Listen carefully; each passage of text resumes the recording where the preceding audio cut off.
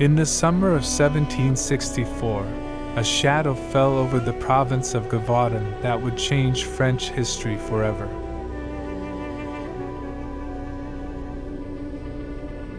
It began with a young girl, Jean Bellet, whose life was ended by a creature that shouldn't exist.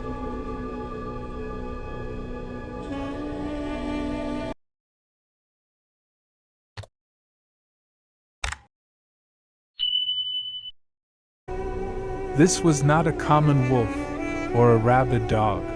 This was something far more intelligent and far more lethal.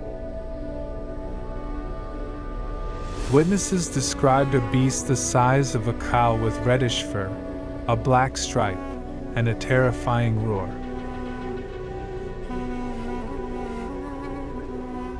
It didn't just kill for food. It decapitated its victims and seemed to mock those who hunted it.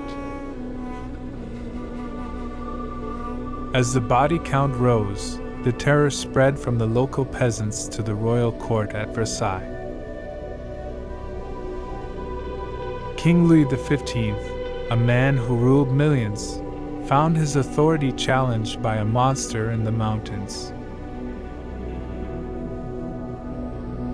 He dispatched Captain Duhamel and his elite dragoons to eliminate the threat and restore order to the province. Thousands of soldiers and local hunters combed the dense forests, but the beast remained a phantom in the mist. Duhamel's massive hunts were a humiliating failure, as the creature continued to strike even under the army's nose.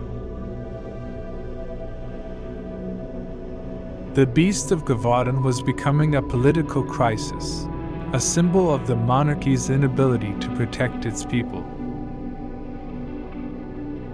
Desperate to end the nightmare, the king sent the greatest wolf hunters in Europe, the Dianeval father and son.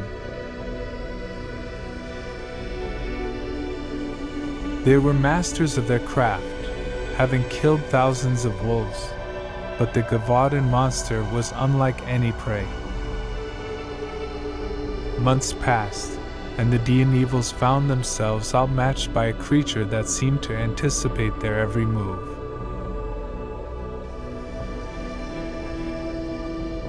The beast was now attacking in broad daylight, showing a calculated preference for women and children in the fields.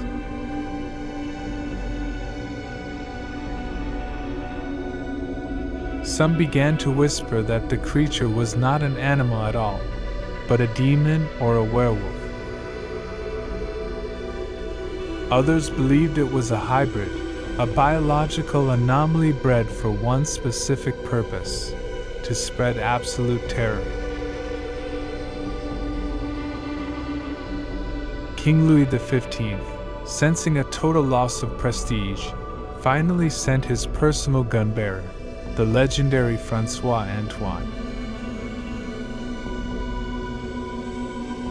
Antoine arrived with a clear mandate from Versailles: the beast must die, or the crown will face humiliation.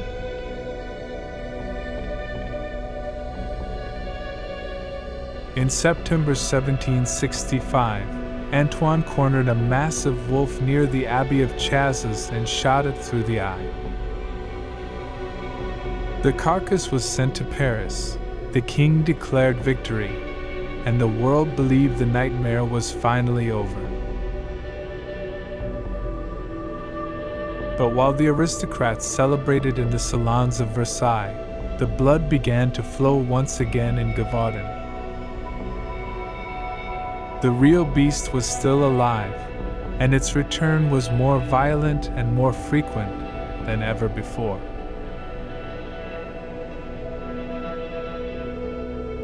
The king, embarrassed by the previous false alarm, withdrew his royal support and left the province to its fate.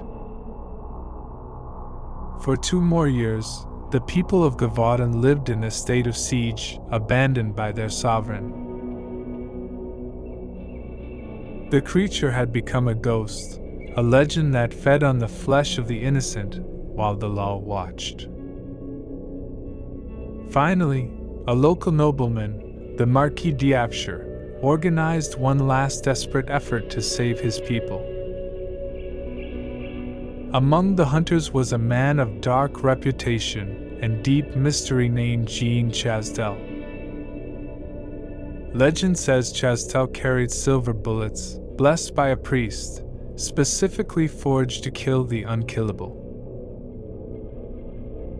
On June 19, 1767, Chastel was reading his Bible in the woods when the beast finally stepped into the light. He did not panic. He closed his book, raised his rifle, and fired a single shot into the creature's chest. The beast of Gévaudan fell, its reign of terror ending on a patch of grass in the French countryside. When they opened the creature's stomach, they found the remains of its last human victim still inside.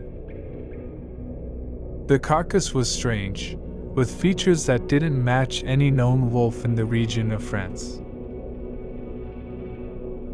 It was sent to Versailles, but by the time it arrived, the body was so decomposed that it was buried in disgust. The official records were closed, but the questions would linger for centuries to come in the hearts of men. Was it a hyena brought from Africa, a prehistoric survivor, or a monster created by man? Some theories suggest a local aristocrat trained the animal to kill, using it as a weapon of psychological war. Today, the mountains of Gévaudan are silent, but the statues of the beast remain as a grim reminder. It was the nightmare that defeated an army, humbled a king, and remains history's most terrifying mystery.